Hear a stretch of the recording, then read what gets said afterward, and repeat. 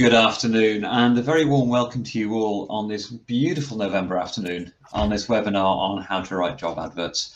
My name's Bart, and I'm going to be your host today, and the webinar that you're about to participate in is provided by FJ Wilson Talent Services, who are a talent acquisition and development service. The guidance that you're about to hear today is based on FJ Wilson's experience of recruiting for mid to senior level professional roles. So with us today to guide us through the topic of authoring job adverts is Fiona Wilson and Anthony Haynes. Fiona is the Managing Director of FJ Wilson and Anthony is a Communications Director. So welcome Fiona and welcome Anthony. Thanks Bart. Yes, thank you. Welcome to everyone. It's wonderful to have you both with us today. So to our audience, a little bit of information as to how this webinar is going to work. We're going to have 4 sets of advice from Fiona and Anthony, all of which pertain to writing job adverts. And these sets of advice consist of 4 pre-recorded segments. During these pre-recorded segments, if any questions occur to you, please do pop them in the moderated chat, which you can find on the bottom right-hand side of your screen. And any questions that you ask will be blind between yourselves and the moderator, which is myself. And if we read out one of your questions, rest assured we won't mention any names. So the chat is blind. If we get a lot of questions, then we may have to perform a bit of triage. So please don't be offended if we don't get around to answering your question, but we'll do our best. So without any further ado, let's move on to the first bit of advice that Fiona and Anthony have for us, which is the relation between the job advert and the job description. So let's see what that's all about. Maybe not all of it. One thing we often see working in recruitment is people using the job description as the basis for job advertisement. I mean, maybe not all of it, but cutting and pasting sections from the JD into the job advert. But the problem with conflating job description and job advertisement is that the purposes of those 2 types of documents are very different. Documents are written for different purposes and they're written for different audiences. So it's not possible to come up with a single document that would be optimized to fulfill both of these functions. So the conclusion seems to be inescapable. When you're writing a job advertisement, write a fresh document. I think the only thing I would add to that is that job descriptions in style are often written in a very formal and technical manner, which focus really only on the requirements and responsibilities for the role. A job advert is almost diametrically different in the fact that it's around marketing the role and exciting the potential candidates to really showcase the specifics of the role and highlight really the unique qualities. Is very much about drawing those candidates in both on a perfunctory basis of details such as salary, etc., as well as really demonstrating the impact that they can have in that role on the organisation's direction of travel.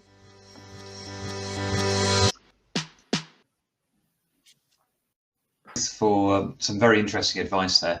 Thank you too for our audience for asking a good lot of questions. So let's start with one of those, which is, well, how different can these 2 documents really be? I mean, are we talking minor tweaks or are we talking really 2 segregated and different documents? I think they're separate documents.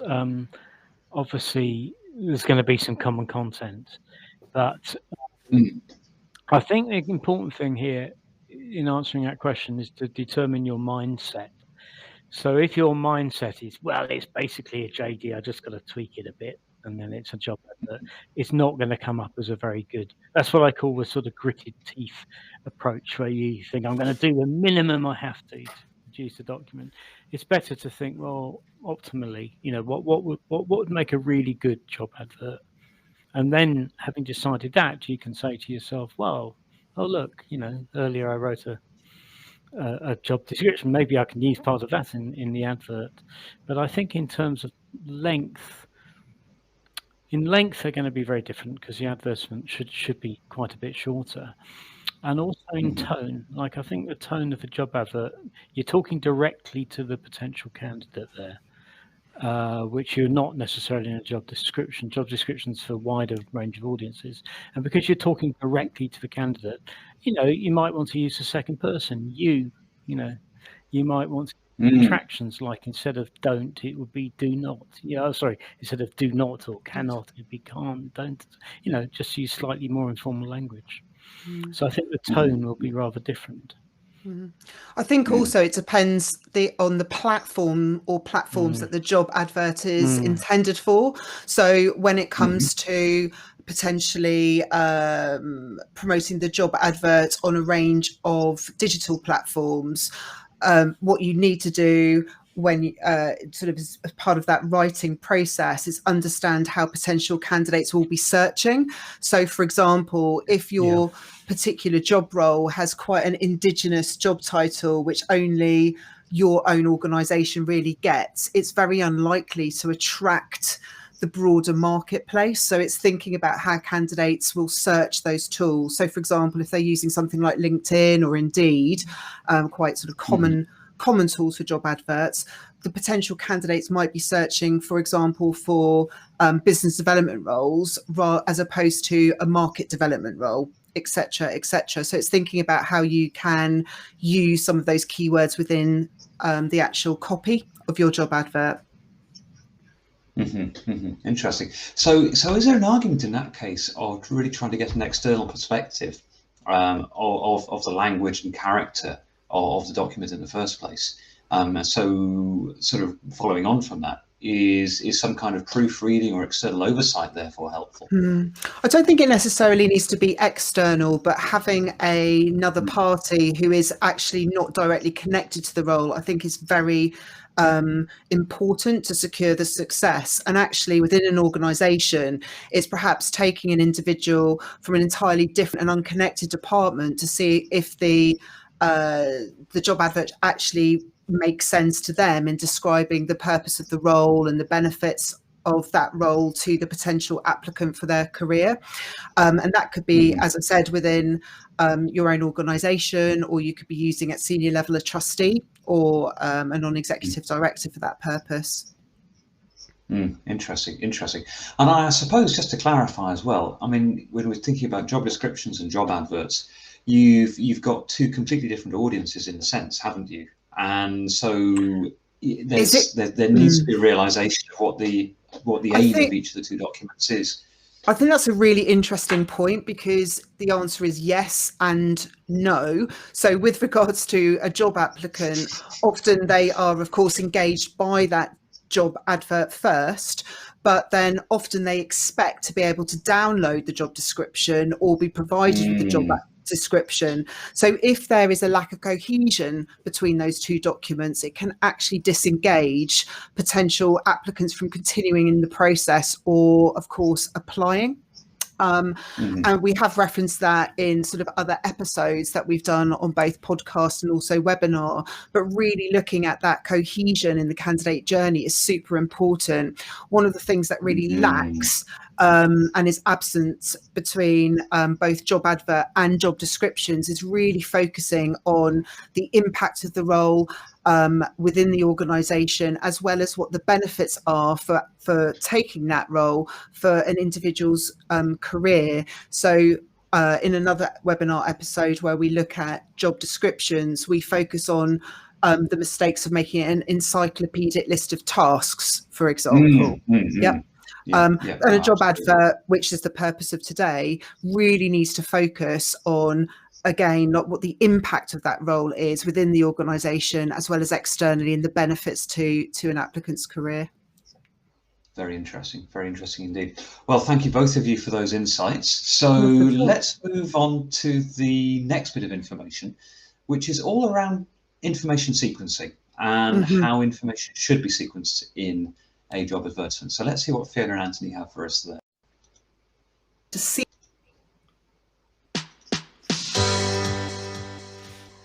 When it comes to the job advertisement, our advice is to sequence the information provided according to the likely interest of potential candidates. So what we mean by that is we often see advertisements place information about the employer at or near the beginning, But that, of course, is based on the employer's perspective.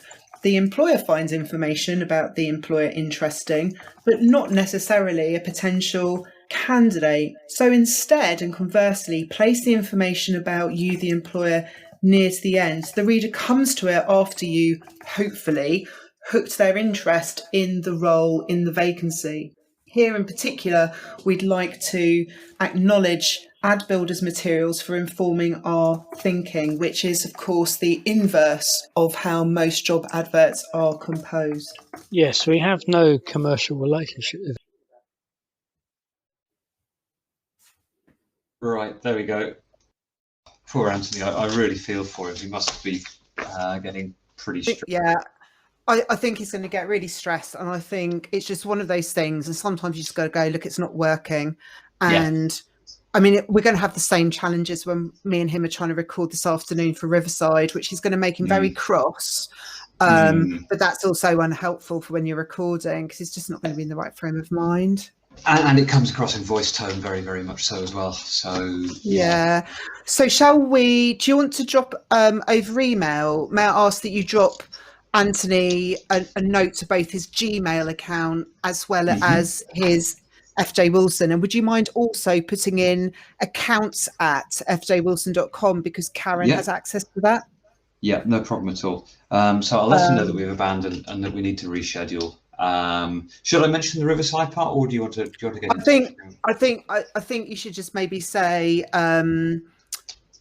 do you want, through Karen, to communicate to Fiona about whether or not you also want to abandon this afternoon's recording? Good idea. Yeah, will do. Okay, will do. I shall do that presently.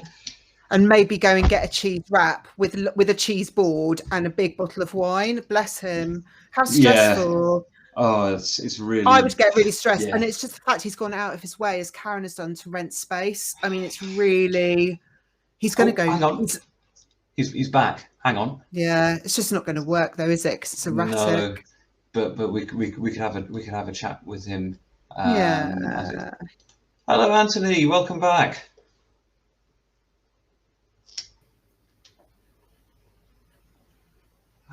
Can you hear us? Oh. Anthony, hello? Hello, can you see me? I can indeed. We've abandoned it because we thought that you might actually just have had enough. Well, I kind of think, I'm not sure, Bart. It's not like editing a podcast file, is it? I mean, if we start again now, I'm not sure you'll be able to edit the file, will you? There's always stuff that can be done. So we got to... We got as far as for start a second segment, so we could restart from where we start to play segment 2 and go from there. Yes. But are you certain you're able to edit click meeting files? Let me just briefly check. There is usually a way in which one can grab hold of stuff and deal with stuff. Let's see. So let me try and download that.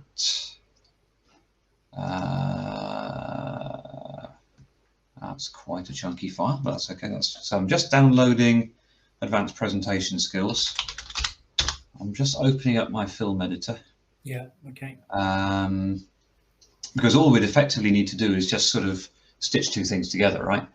Yeah, it's just a question of whether it kind of gives you the right kind of file to do that with, I guess. There's ways, because I mean, this is still recording at the moment, so we could just go straight back into where we left off. So I have that downloaded. Let me just have a quick look. Download video, and it is an MP4 file, so that should be absolutely fine. Yes, that shouldn't be a problem. Let's, for avoidance of doubt, just boot up that. So when I do it, basically what I can do is just slice and dice a video segment, which has got the embedded soundtrack on it. So it'll just be a case of cropping out this middle bit and going from there. Okay. I'll just put my background on again. Okay. Yep. So let me just rewind that recording, and I'll start from the bit for segment 2. Let me get my script back. There it is. So this is segment 2.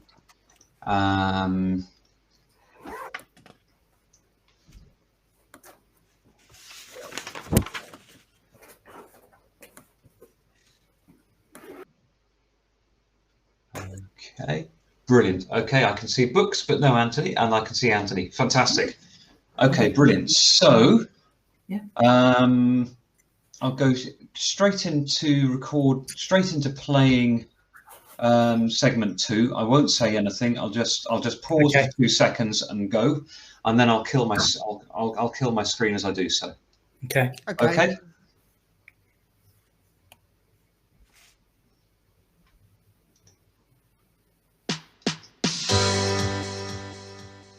When it comes to the job advertisement, our advice is to sequence the information provided according to the likely interest of potential candidates. So what we mean by that is we often see advertisements place information about the employer at or near the beginning. But that, of course, is based on the employer's perspective. The employer finds information about the employer interesting, but not necessarily a potential candidate. So instead, and conversely, place the information about you, the employer, near to the end. The reader comes to it after you, hopefully, hooked their interest in the role, in the vacancy. Here in particular, we'd like to acknowledge Ad Builder's materials for informing our thinking, which is, of course, the inverse of how most job adverts are composed. Yes, we have no commercial relationship with Ad Builder, but we did read their resources on job advertisements and they convinced us on that point, so all credit to them, I think. So if we don't start the advert with stuff about the employer, what do we start it with? And the answer is start it with the things that the candidates most want to know, the stuff that's actually in their mind the moment they pick up the advertisement, such as, surprise, surprise, salary. How much money is on offer, and other benefits such as pensions and health insurance and so on as well. Is it a permanent contract or is it a temporary one? Is it full time? Is it part time? Can I work flexibly? Where do I have to work? Do I do it at home? Do I do it in the office? Where's the office? How often do I have to be in the office? How much holiday do I get and under what conditions? So these key facts, well, that's what's preoccupying most job hunters. So give them that information at the start.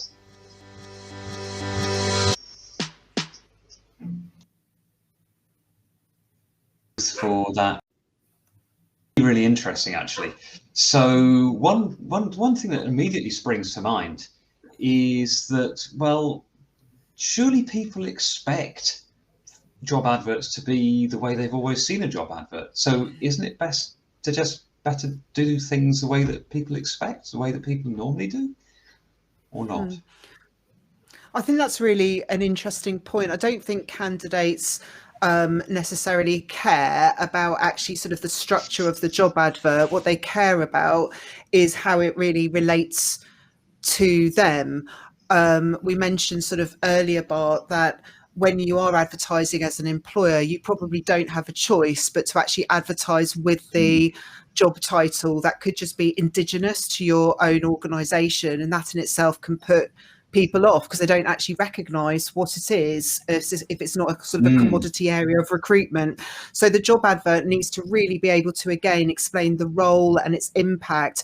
But to Anthony's point in that recorded segment, what the research shows and what our rates of return on advertising roles for our clients also demonstrate is that in order to increase a relevant response rate, you do need to make it pertinent to the person who's actually reading it, rather than just advertising what you believe is of interest, which is about the employer, etc. All the research that we are referencing does demonstrate, and our responses do, that it's around what is important to the candidate, which are those key details and the role first and foremost. Yeah, there's a general point here. I think I've made it on one of our other webinars as well. It's a general point about communication where you have a choice, really. You have to make a decision about whether you want to do things the same as other people or better than other people. It just seems to me logically you can't do both. It's one or the other. And when I do in-person training courses, I ask people to vote. And I say, put your hand up if you'd like to do things better than other people. And everyone puts a hand up, right? And yet when we do a sort of practice, like a trial run for something, guess what happens? A lot of people then just revert to doing it the same way as everyone else does it. And that's a contradiction. And it seems to me you have to ask yourself, what kind of organization are you? I mean, are you like that? Is your organization just like that you never do anything better than other people? Really? Is that what you want to say about yourself? This is about herd psychology. So what's happening is people are reverting to doing things the same way as everyone else does them, not because that's the best way, but because you can avoid criticism. You're not taking a risk. But if you want to do things better than other people, i.e. different from other people, you have to take a risk. That's interesting. And I guess as well, has the research found, or have you found in your own experience, that really the way that you order material actually does have some dependency on the post and the field and the candidate sort of selection that you're aiming for? I mean, I think that the ordering is super important, as we've spoken about before, but as is the actual language selection, which Anthony referenced sort of early in the webinar. It's being very conscious that the tone and the texture of the communication does perhaps often need to be quite different in a job advert to actually that is commonly used in a job description, particularly and especially if there are greater restraints on recycling a template on a job description. So one advantage is that there is often more freedom to act within certain guidelines, yes, for the brand, etc., on a job advert. So we're talking here about an inversion of what is sort of commonly used and a regurgitation of the job description, which is commonly used, and both as we see that as being flawed and is proven to be so if you do one style versus the other from a job advertisement perspective. Yeah, I mean, I attended. Unfortunately, I can't give them credit because I can't remember their names. But I attended an online seminar on this some time ago, and it's a company that specialised in writing job adverts, and they were very clear that when their clients had switched to optimising the sequence by, for instance, putting the kind of key facts very early on in the sequence and the purpose of the job very early on, you just get a better response rate. So that's the kind of research you do. You just measure response rates. I mean, what we see the same flaw, whether it's an internal HR team or actually our competitors. What they often do is they'll particularly recruiters will optimize the job advert with I don't know, on repeat saying business development manager, etc., to actually pop it when candidates are searching on tools.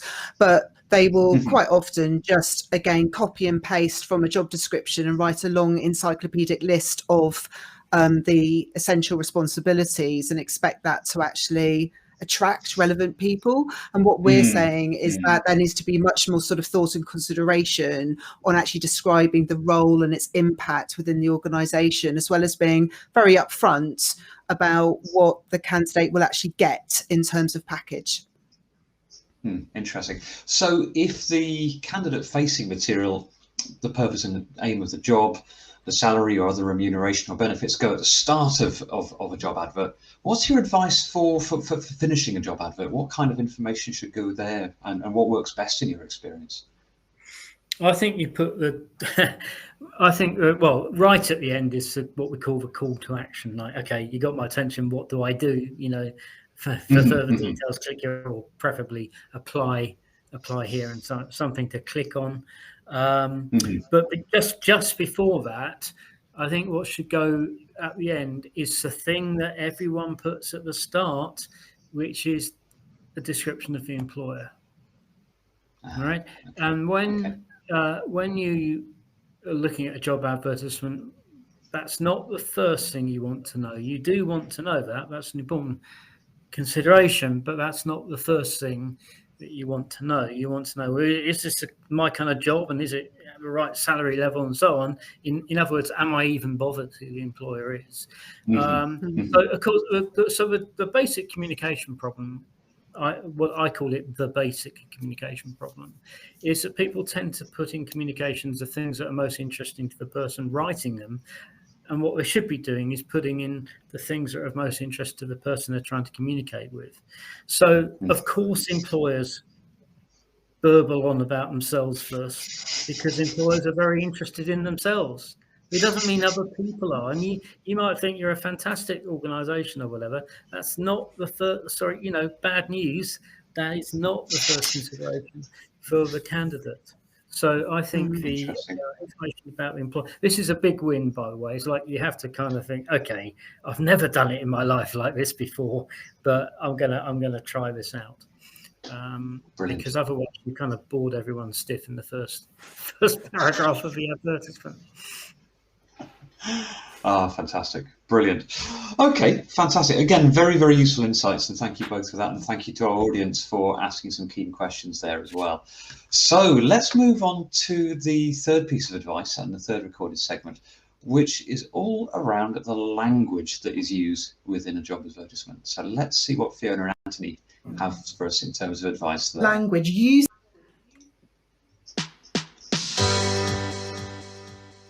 So when it comes to language, use the language that candidates think and speak in, rather than recycling sort of the bureaucratic or corporate employer speak.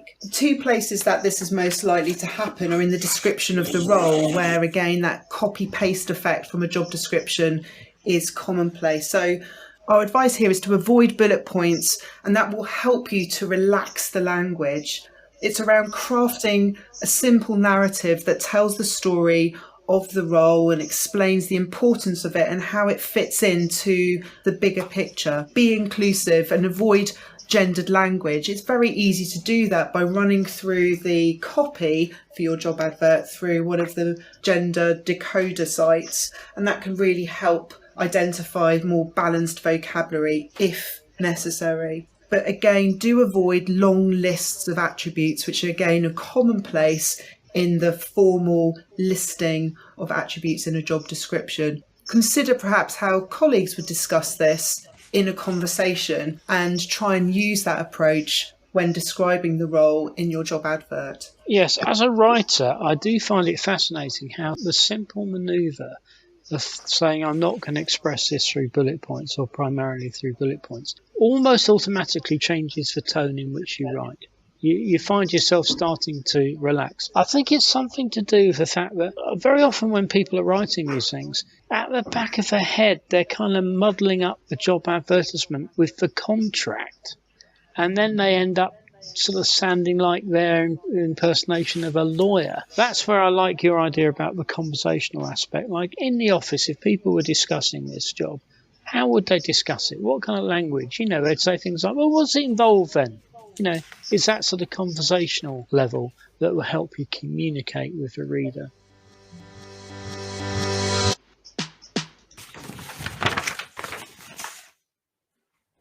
Interview for some very insight there, and that's really, really fascinating actually, in terms of the necessity to make the language really targeted and really appropriate. So one of the questions from our audience is, okay, I really like the idea of relaxed language. Is there a danger of being too colloquial with it though? Anthony can answer as our language specialist. I can't remember seeing an advert where they'd stepped over the line.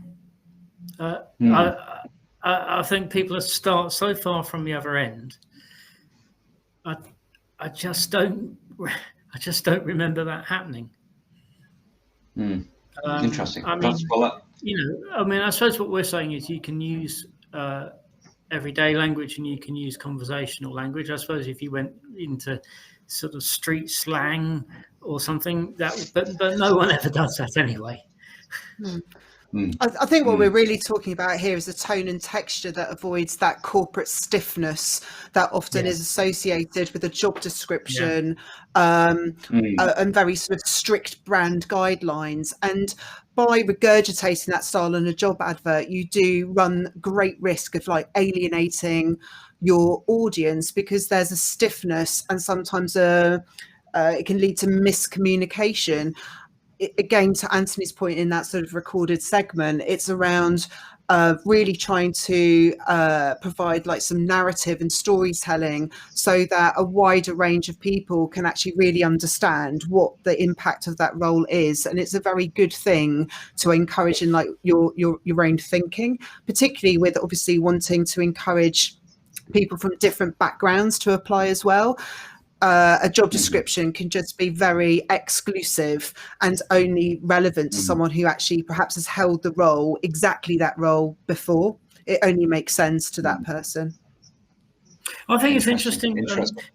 I've noticed in conversation, it's almost, sometimes I've found it's almost as if the writer of the corporate blah sort of congratulates themselves for writing corporate blah, as if I think, oh, you know, that's how it's supposed to be done, as if there's some sort of rule book written somewhere that says it's supposed to be done. But this is not how candidates think. I mean, it's like, I don't know about you, but when I start reading any kind of document, my antennae kind of pick up corporate blah, and the minute you pick up corporate blah, you start to lose interest, but also you start not to trust the document. I mean, this is not a good voice for gaining trust. I mean, I think that's when we go through a process with a client with regards to the vacancy briefing, and the next step when it's a retained role is to actually compose the job advert on behalf of our of our client. We try and actually capture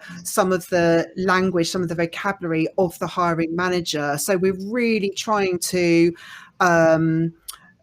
give that sort of, again, that tone and texture to the potential audience. And that helps naturally match relevant candidates, because we're using linguistically vocabulary that's relevant and pertinent to that particular individual. And it gives an individualistic tone and therefore appeal to that particular role. Just to finish, a long time ago, really back, I think in the 80s, I was working as a school teacher, and it was a time when schools were starting to pepper their job advertisements with more bureaucratic language, and particularly awards like, you know, investors in people or whatever, you see. And the head teacher of the school I worked in wrote an advert where he said, "We haven't won any awards. We've never entered any awards. We're not going to enter any awards. We're just interested in trying to teach students well."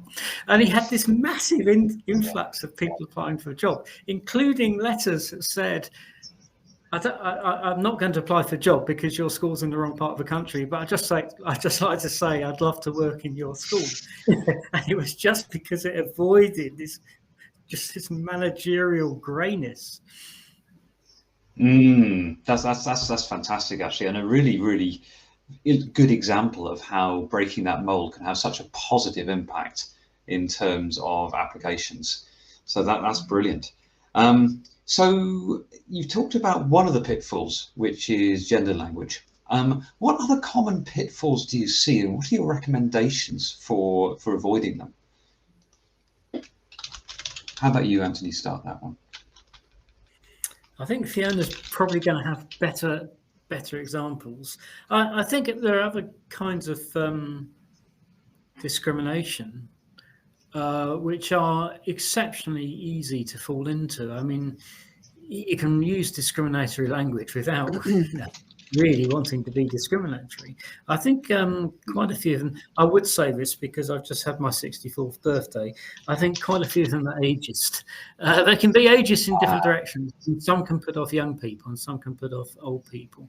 But quite often there's a kind of implication. Like one of the things that happens is you have a picture in your head of the kind of person that's going to apply. And so you say something like, well, typically this would be someone 5 years out of university. Well, you know, maybe they did a degree and then they worked, and then they had a child and they took a break to bring up their children. They might be 20 years out of university.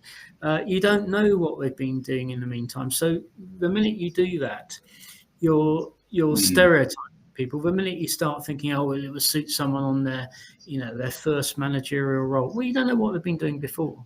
So I think that's where the sort of age discrimination creeps in. And when you say you must have so many years of experience, I mean, you have to ask yourself why that particular number, because that often does imply to some extent a kind of age stereotype. Yes, it does. Interesting. Fiona, have you got any more examples of pitfalls that people writing adverts can inadvertently wander into? I mean, we've had gendered language and ageism. What have you in your experience seen anything else that sort of stands out? I think mainly one of the threads of what we're talking about today is really sort of corporate fatigue. We're now some way into a world of sort of 15 years post sort of the rising of LinkedIn. So a lot of people now, the majority of the population, certainly in the UK, in a lot of roles, professional roles, are used to being targeted on a regular basis, incorrectly most of the time, by recruiters, and they're all pretty standard in terms of the approach. And likewise, again, if you roll back to 15 years ago, it was still really coming through, job adverts on platforms, but again, it's all gone a bit vanilla. It's all very samey. It's all very conservative, broadly speaking, and all very similar in terms of the actual structure of the job advert, which, to Anthony's earlier points, very well made, is very much around the blah around an employer, as opposed to really thinking about the actual audience. So I think the main takeaways are ensuring that you can absolutely still adhere to your brand guidelines, but within that, give it a freshness and a relevancy to your particular area that is pertinent to the role, its impact, what good looks like within sort of the next year, the impact within the storytelling piece is typically absent in a lot of job advertisements. And I think the other thing is around becoming more confident in your ability to articulate that role, so anyone within your own organisation can actually understand what that role is about. Whereas if you read a job advert, it still will only relate to someone who most often has done exactly that same role before by some miracle, in another organisation. So I think the main takeaways are just trying to get your language to be freer, and having less restraint on them, rather than a copycatting and regurgitation of a careers page or a job description. Interesting. Well, thank you again, both of you, for some very interesting points there. And it's really coming across that people shouldn't be afraid to make these changes and to make these adverts stand out and to break the mold of it. And that's really, really valuable advice. So let's move on to the final recorded segment, which is around information about the employer. So let's see what advice, Fiona, Anthony, you've got for us there.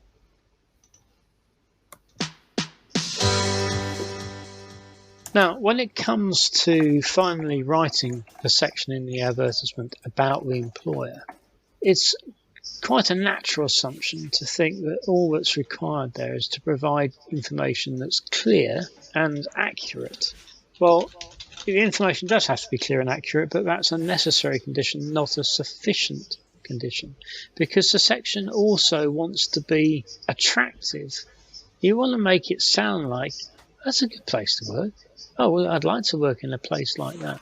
So before writing the advertisement, give some time to thinking about what's known as your employer brand. Reflect on what is it that you offer your employees that they might value.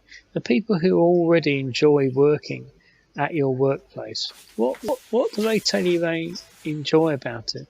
So getting some feedback from staff will help you to actually find the language to write this section in.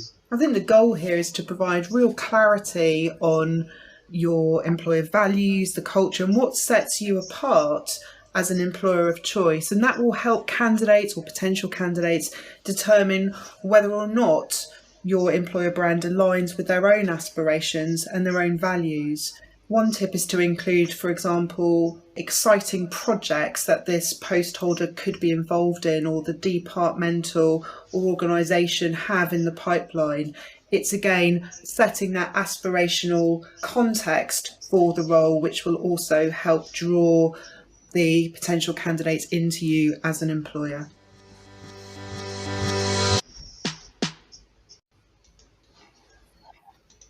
Great. And again, thank you again, both of you, for your insight and advice there. Thanks for our audience for asking some key questions. So again, we'll pick a few of those to start off with.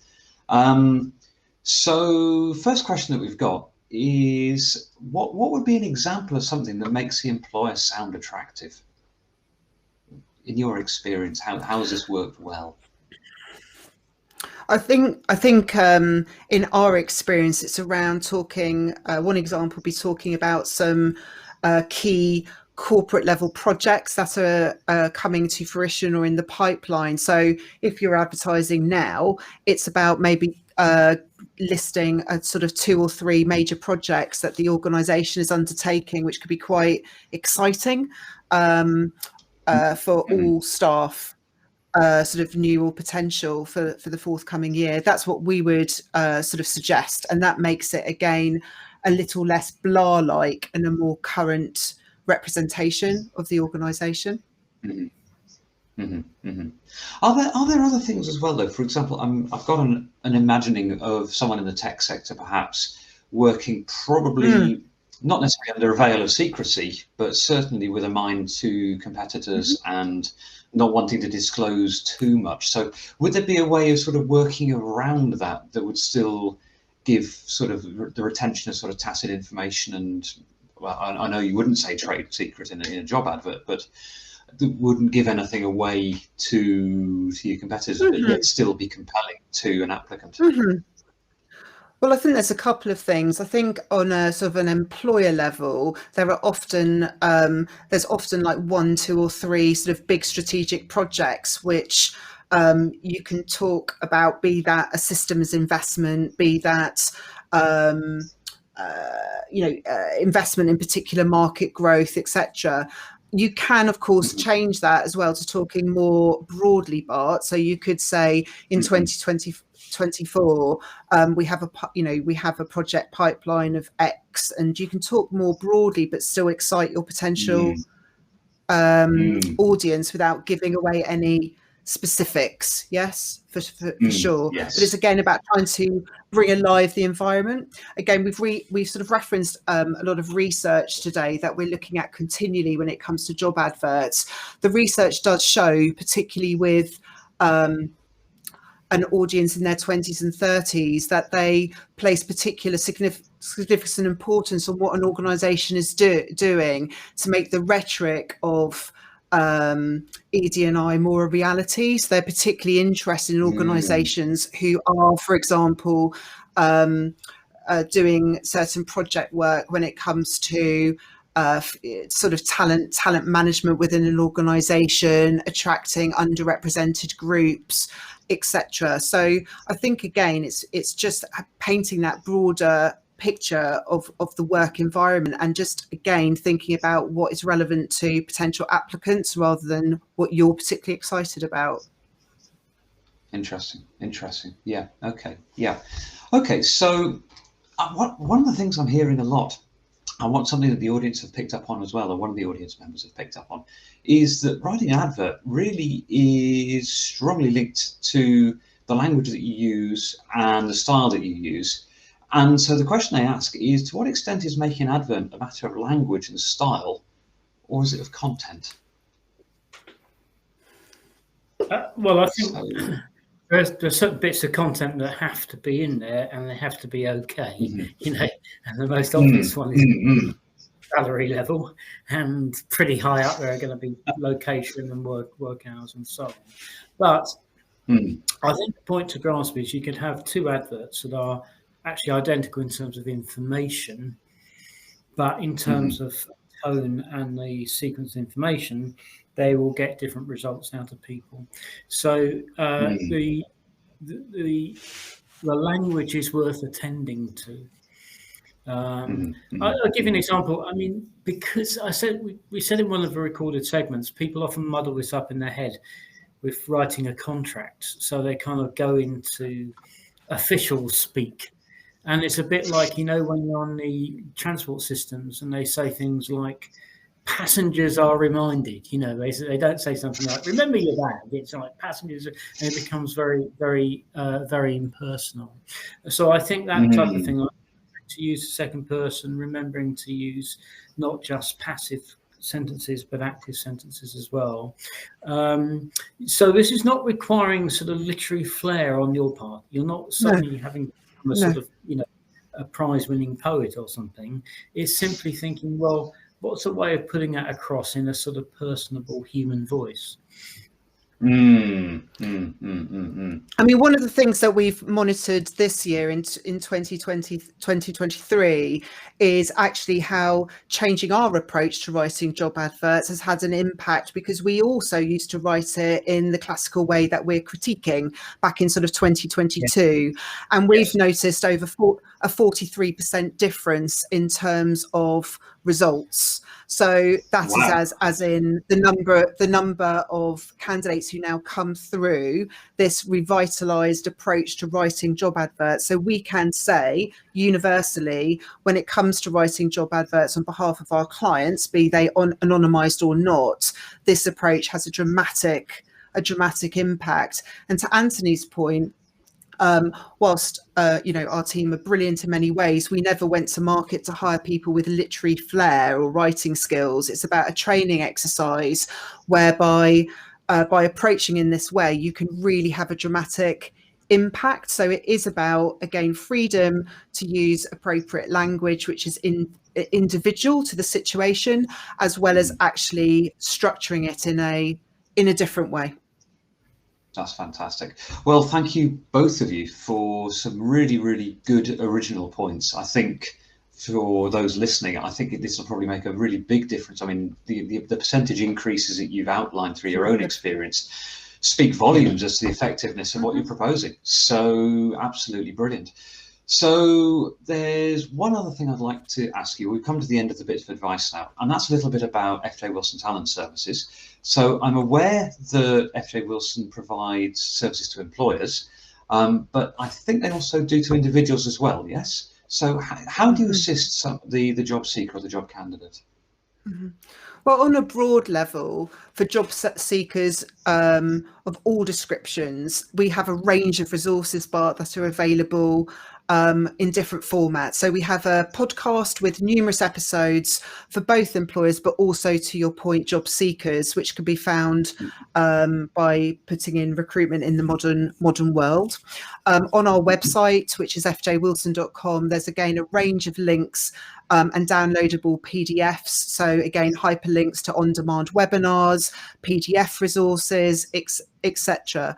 When candidates work with us for a recruitment process, they do benefit from having a dedicated consultant who can be used as a sounding board throughout each step of the process to really ensure that as an individual, they're the best version of themselves at every point in the stage, but also, again, for all job seekers, we offer paid for executive coaching, whether that be presentation coaching on a one-to-one level or application process, or indeed professional coaching. So there's a whole range of resources that we do offer job seekers. Oh, that's absolutely fantastic. Well, brilliant. Well, thank you, Fiona. Thank you, Anthony, for your insight today. Thank you to our audience for participating and asking some really good questions. And also, there's one other piece of thanks I'd like to give, and that's to a chap called Harry Chalmers, who's responsible for the music and the various other bits of jingle that we've had today. So thank you to everybody. We hope to see you at another webinar soon, and enjoy the rest of your day.